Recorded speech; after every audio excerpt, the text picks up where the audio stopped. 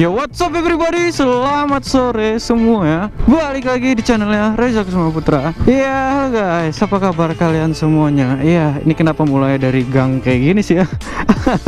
Ya guys, jadi seperti biasa gue baru aja balik kerja. Ini masih di seputaran Kedaton lah ya, ini di gang-gang. Tadi pengen lewat sana takut macet, jadi muter lewat sini. So ya, apa kabar kalian semuanya? Di video kali ini gue pengen ngebahas atau sharing lagi kepada kalian semuanya. Nggak ada bosan-bosannya ya bikin video sharing kayak gini terus. Ya seru aja, lebih asik kayaknya bikin video kayak gini ya kan. Di video kali ini gue pengen ngebahas tentang si Roxy nih, biar nggak bosen bahas si Noxy terus kan. Udah dari beberapa video kemarin itu ngebahas si Noxy terus. Sekarang kita bahas Roxy nih. Udah sebulan lebih, nggak sebulan sih ya, pokoknya hampir sebulan deh kemarin selama gue pakai si Noxy. Itu Roxy gue kandangin, ya nggak dikandangin sih, maksudnya ditaruh aja ngejogrok gitu. Itu udah sebulan nggak dipakai-pakai karena gue pakai si Noxy buat nyobain itu gimana hariannya gitu. Dan beberapa bulan lagi, enggak sih kayaknya tepatnya sih bulan depan ya, itu si Roxy genap 2 tahun. Genap 2 tahun dan berapa kilometer ya? Kilometernya itu bentar. Oh ya, 21.800. Dan itu ya kalau menurut gua sih kayaknya ya lumayan lah ya. Untuk jangka waktu 2 tahun 21.000 itu udah cukup lumayan mungkin ya kalau untuk pemakaian dalam kota. Touring juga jarang ya kan. Cuman ya tahun-tahun kemarin itu ya cuman ke Bromo doang kan, itu juga ya. Nggak terlalu banyak, paling PP pulang pergi Jakarta doang, itu aja. Dan gue pengen sharing ke kalian semua kerusakan apa aja sih yang udah gue rasain di Aerox atau si Roxy yang gue pakai selama 2 tahun ini. Yang paling kerasa, yang paling signifikan adalah ban ya. Ban ini mungkin memang ban standar ini memang kurang bagus mungkin kualitasnya ya, atau gimana ya, gue juga nggak bisa bilang nggak bagus ya, karena ya namanya motor dari bawaan dealer kan, dealer nggak mungkin nyediain ban yang nggak bagus ya kan. Jadi ban ini sekarang itu kayak gimana ya, kayak keriting gitu loh, dia bergelombang gitu bannya. Jadi waktu kita bawa motor ini kayak ngebuang-buang gitu, apalagi kalau misalnya kita ngelewatin jalan atau aspal yang baru ditambal. Tahu nggak sih kalian kalau misalnya ada aspal yang baru ditambal itu kan dia kayak lebih tinggi gitu kan. Nah itu parah banget kebuangnya kalau misalnya kalian ngelewatin sisi samping aspal itu, dan itu bahaya banget. Gua akuin itu bahaya banget. Kalau misalnya kalian nggak bisa kontrol, itu motor bisa ngebuang sendiri lah gitu loh. Ngeri lah pokoknya. Itu bahaya sih kalau menurut gua. Dan menurut gua ban memang udah wayahnya sudah seharusnya diganti. Gua masih bingung buat ganti ban apa yang sesuai dengan budget ya. Ya pasti yang paling harus dilihat itu budget sih sebenarnya. Dan ban Maxxis itu udah keluar, cuman belum sampai di Lampung. Kayaknya gue udah keliling-keliling di Lampung, belum ada yang jualan ban Maxxis untuk Aerox ya. Itu gue masih cari-cari, dan pastinya ini ban bakal gue ganti ya. Itu ban yang pertama, yang paling utama banget itu ban ya. Itu yang harus diwaspadai bagi para pengguna Aerox mungkin ya. Yang lainnya itu ban harus diganti ya, dari ban standarnya ke ban yang lain. Dalam jangka waktu 2 tahun yang gue rasain ini sih ya. Nggak tahu kalau misalnya beberapa dari kalian ada yang ngerasain yang jangka waktunya cuma dalam 1 tahun gitu ya. Kalau ini itu yang gue rasain. Kalau ini itu yang gue rasain ya, pokoknya gitulah ya. Gue 2 tahun ini ngerasain bannya ya di tahun kedua udah mulai nggak nyaman buat dipakai. Kemudian di bagian bawah ya, bagian bawah ya. Kalau misalnya kalian pernah sempet denger ya, Aerox itu shock depannya gampang banget bocor gitu. Kalau di motor gua, kalau di si Roxy itu sama sekali nggak ada bocor. Shock depan aman, cuman di piringan cakramnya atau di disc brake. Piringan cakram ya, disc brake. Di disc brake-nya itu udah aus gitu loh. Dia udah lumayan cukup kemakan dalam 2 tahun ini.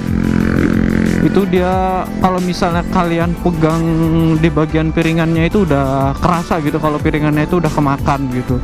Gue nggak tahu sih ya, karena selama gue pakai itu kampasnya masih tebel-tebel aja kalau dari kampas rem. Cuman kok ini yang kalah justru malah piringannya gitu. Gue nggak tahu sih, gue nggak paham itu gimana bisa kayak gitu. Apa emang piringannya yang jelek? Apa emang kualitasnya kurang bagus? Apa emang disetting kayak gitu? Gue juga nggak tahu sih ya. Tapi selama pemakaian itu daya cengkramnya masih ya lumayan ya, nggak pakem-pakem banget sih ya. Cuman ya cukup untuk nanggung beban power tenaga motornya lah. Itu udah cukup banget sih kalau menurut gua gitu. Dan piringan cakram untuk tahun kedua itu udah harus diganti juga ya.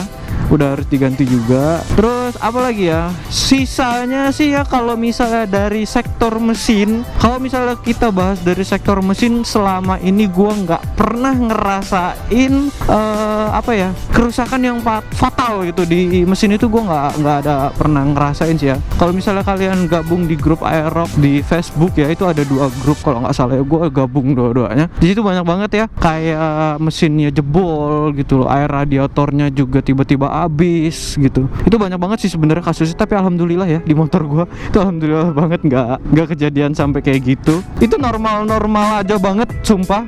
Penggantian oli juga rutin ya. Kebetulan ini motor udah wayahnya juga, udah waktunya juga ganti oli. Jadi ini sebenarnya udah tripnya sih gue lihat udah 1.600. Gue biasanya kalau ganti oli itu tiap 2 bulan dan kilometernya itu udah sampai 2.000. Jadi mana yang sampai duluan aja. Karena kebetulan Roxy kemarin udah selama sebulan gak dipakai gitu kan.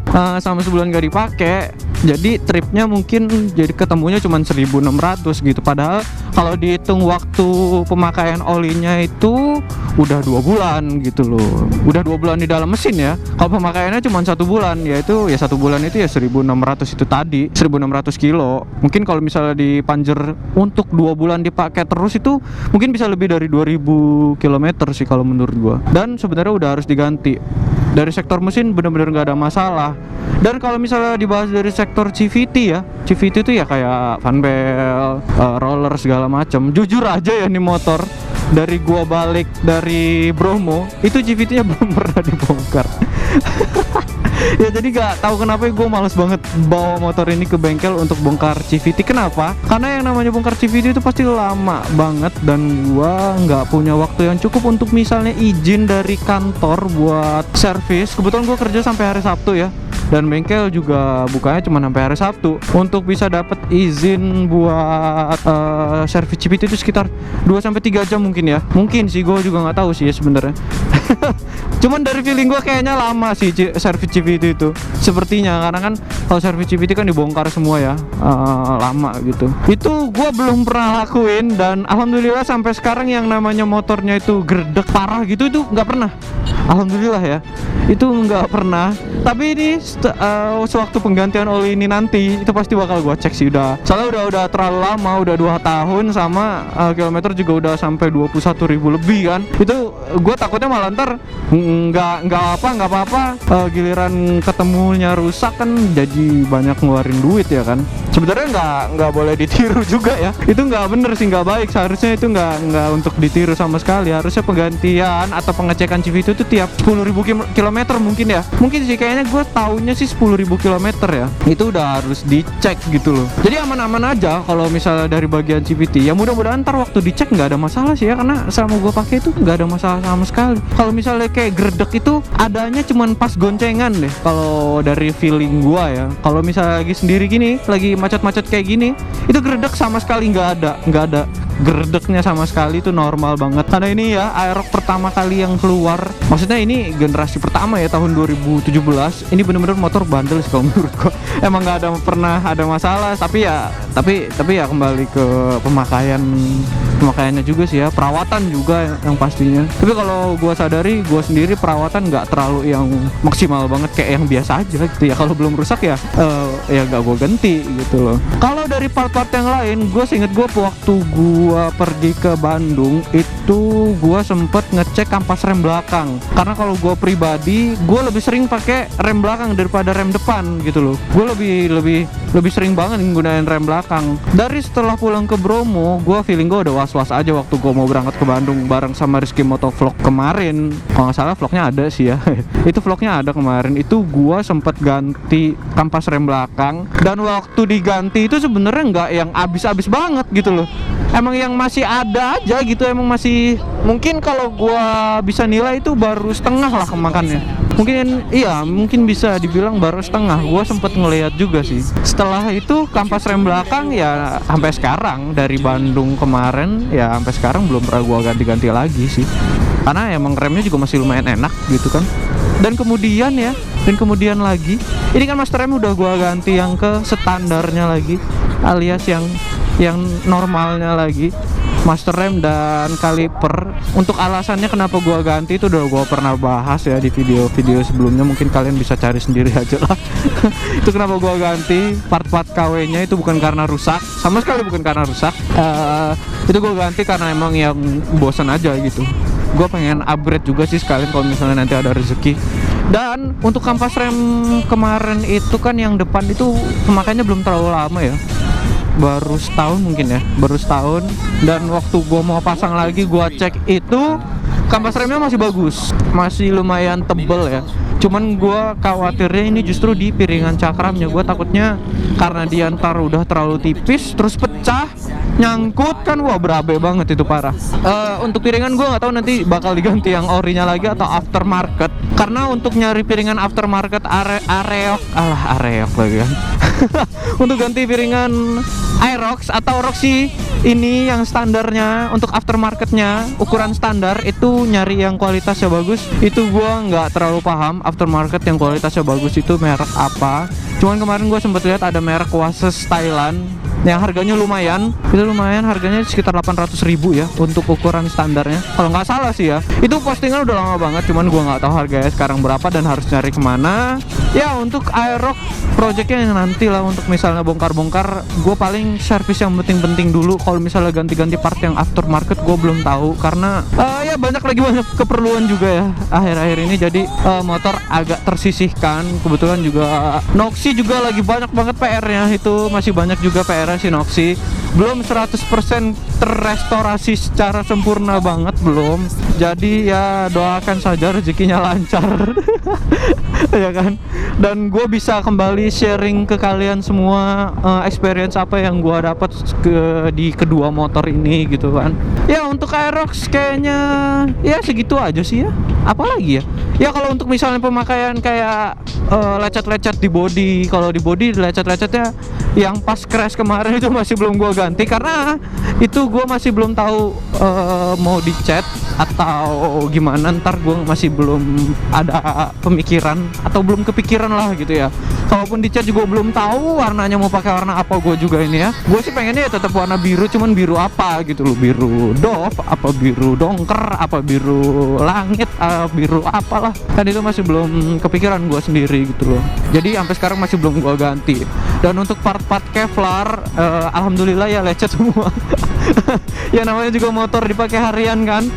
Ya itu lecetnya ya bisa dibilang ya wajar lah, wajar sih lecet-lecet kayak gitu, kayak misalnya di parkiran kayak gitu tuh udah yang namanya wajar banget. Tapi gua sebisa mungkin menjaga motor itu tetap bersih, kuncinya itu ya. Motor itu kalau bisa dijaga tetap bersih, jadi tetap kalau misalnya kita pakai itu pede, dibawanya nyaman juga dipakainya. Itu aja sih kuncinya sebenarnya kalau misalnya merawat motor itu.